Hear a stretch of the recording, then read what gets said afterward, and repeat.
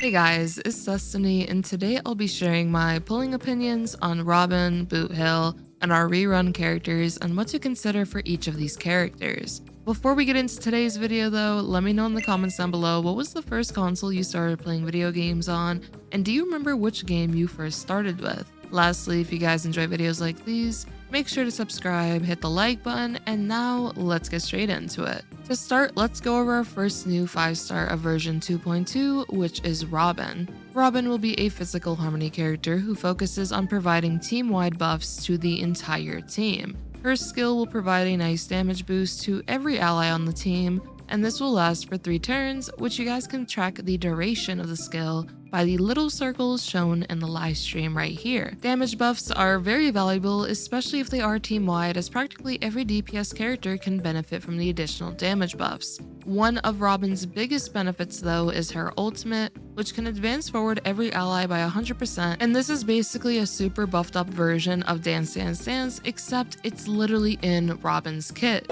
And as we know, Dance Dance Dance is a very valuable light cone for our Harmony roster. Robin is also going to be able to deal a bit of her own damage when her ultimate is active, as long as an ally attacks an enemy. From what we know so far, she will also be able to resist crowd control debuffs when her ultimate is active. One thing though to keep in mind that's pretty important, Robin won't actually be able to attack again. So this may raise the question of how you're going to get her ultimate again in a timely fashion. This is where your teammates paired alongside Robin will come in handy, since every attack an ally inflicts onto an enemy will allow Robin to regenerate some energy. Robin's perks will primarily be her nice buffs for the entire team, the 100% advance forward, which can be incredibly valuable for your support or DPS characters, as they can take advantage of this in order to act again before the enemy can, regenerate more energy for their ultimates, potentially have more skill points ready going into the next wave of enemies if you're able to clear that current wave of enemies you are fighting in battle, or even the ability to use her ultimate as an emergency button to get quick heals or shields from your sustaining character. When it comes to Robin's pull value, if you already have a few other premium harmony supports, then your need for Robin isn't as high. For example, if you have Robin and Sparkle or Bronya and you're lacking a sustain or DPS character, then it likely will be better to potentially invest into what you are actually lacking on your account. Of course though, Robin will still be able to provide you nice value even if you do have the other harmony characters, if you are interested in her skill kit, which does involve that 100% advance forward with the ultimate and the team-wide buffs. I have no doubt that Robin will also be one of the best supports because of how her skill kit operates, and I did mention a few team synergies in my previous video, but a majority of the DPS characters can find value in the buffs that she is able to bring to the table. When it comes to Robin's banner, she has Shui, March 7th, and Hanya. Shui is a strong quantum DPS character to consider investing into if you don't have Zila or Xing Shui built, and Shui gets even stronger with her Eidolons. Hanya can be a nice option to build if you don't have too many supports and would like a character to help with skill point management, and also be able to take advantage of the burden in her skill kit, and also provide nice speed and attack buffs to your damage dealer on the team. Overall, Robin will be an amazing support to consider picking up, and also has a pretty nice banner. Next up from our new character lineup is Boothill. Boothill will be in the second phase of version 2.2 and is truly the cowboy we've been waiting for. I also need to know real quick, just in the comments down below, have you guys heard that Boothill theme song that's going around? Just be honest with me. But theme song aside, Boothill appears to be a hybrid physical DPS, which can consist of taking advantage of crit stats as well as breaking enemies. Another character who highly values both stats would be Shui. Boothill takes being a true cowboy to the next step with his skill kit. His skill will initiate a duel between him and an enemy, which will taunt the enemy to attack him, and then Boothill will be able to inflict enhanced basic attacks to the enemy. Both Boothill and the target you taunt will also receive increased damage from one another, which is honestly just a true duel at that point.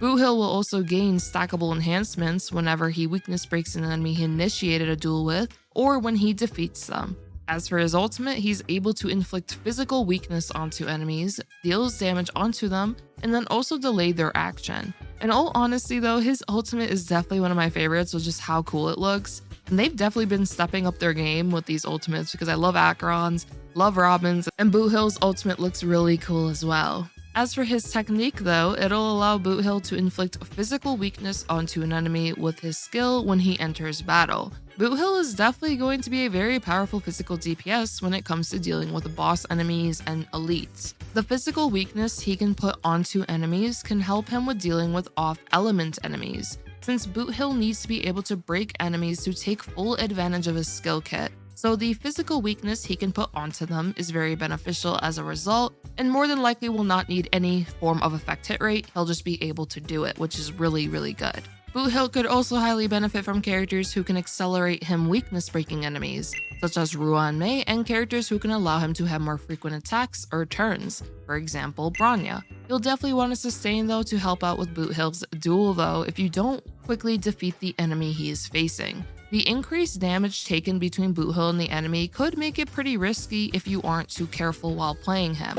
Overall though, Boothill looks like a nice pickup for those who want a new physical DPS character and may be lacking strong physical coverage on their account. Boothill's banner isn't too shabby either.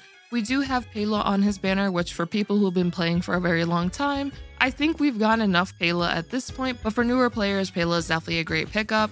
And Luca with Eidolons is definitely a strong physical option for sure. Before we carry on though, I thought I'd ask you guys how your year has been going on so far. For me, I've been getting closer to finishing my spring semester for college and enjoying some pretty tasty snacks, which I present to you guys Tokyo Treat and Sakura Co.'s Sakura themed boxes for the month of April.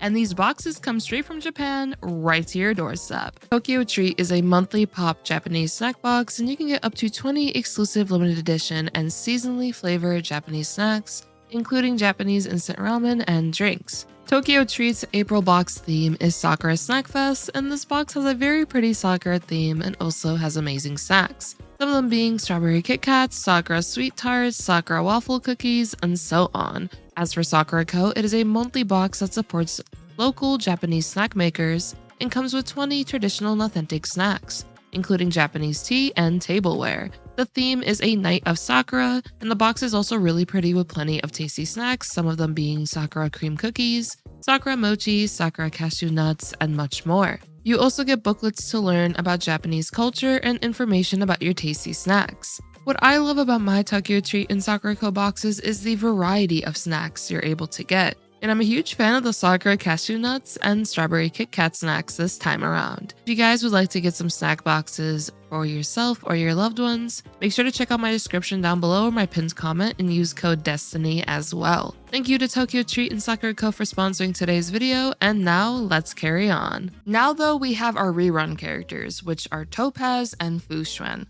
Topaz is a Fire Hunt character who synergizes very nicely with other follow-up attackers, some being Dr. Ratio, Aventurine, Himeko, and so on. Topaz shines alongside other follow-up attackers and is nicely used as a secondary DPS on a team comp. Proof of Debt is where Topaz shines with other follow-up centric DPS characters, as she can increase the damage dealt to enemies inflicted with Proof of Debt. Topaz can also deal her own fair share of damage with Numby, of course, and with frequent follow-up attacks from allies, Topaz can attack very often. The main thing Topaz can struggle with, though, is determining if she's ideal to use on a team comp or using another team member instead. What I mean by this is, let's take the Ratio and Topaz team for example. While this team is very powerful, when enemies aren't Fire and Imaginary weak, it does become a little harder to take full advantage of their synergy together because of the lack of elemental weakness the enemy has. Himeko and Topaz though don't typically have too many issues with this because they are both fire characters, so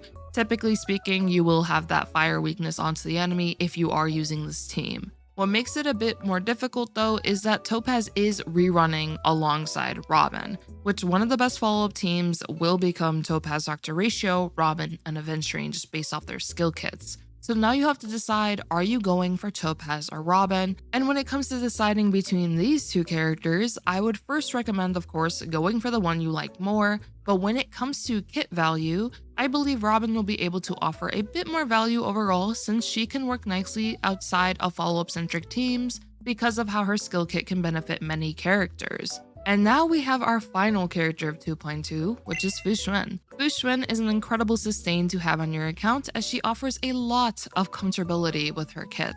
Her kit includes damage mitigation, allies receiving less damage, being able to resist crowd-controlled debuffs, she can heal herself when her HP gets low, and also heal the team slightly with her ultimate, and she can also increase the max HP and crit rate of allies, which the crit rate is really nice because if your builds are lacking a bit of crit rate, this just helps out with that. Fu Xuan is a nice option as a sustain for a bunch of team comps, and is a very nice option as well if you are interested in mono quantum teams. If you are lacking some of the premium sustains on your account, then I would highly recommend picking up Fu Xuan. And as for the 2.3 characters we have seen, it will be Firefly, who is Fire Destruction, and Jade, who is Quantum Erudition. We don't have too many fire coverage DPS characters, especially if you do not have Topaz or Himeko, so this can make Firefly a very valuable DPS option due to the elemental coverage that she will be able to provide for your account,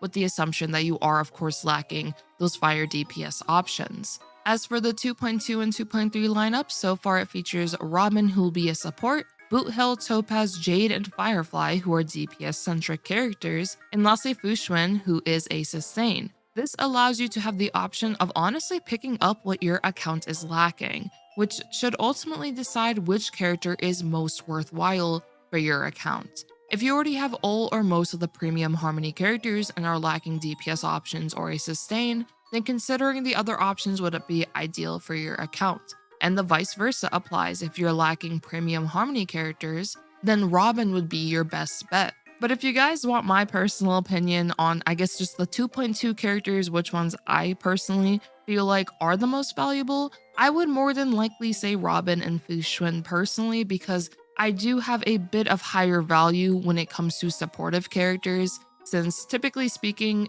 in a lot of cases, sustains and supports do have a really nice longevity when it comes to what their skill kits can offer for multiple team comps. With Fu Xuan, you could put her on a bunch of teams. With Robin, you are going to be able to put her on numerous teams because the buffs that she gives are very valuable for numerous DPS characters.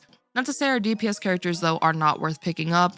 Once again, it ultimately comes down to if you are lacking a bunch of DPS options and you feel like you don't have enough elemental coverage with your DPS characters, or you aren't able to clear content too successfully because of the lack of coverage, then that's where picking up a DPS character will really help you out. And of course, those are just my personal opinions when it comes to picking what's most valuable for you.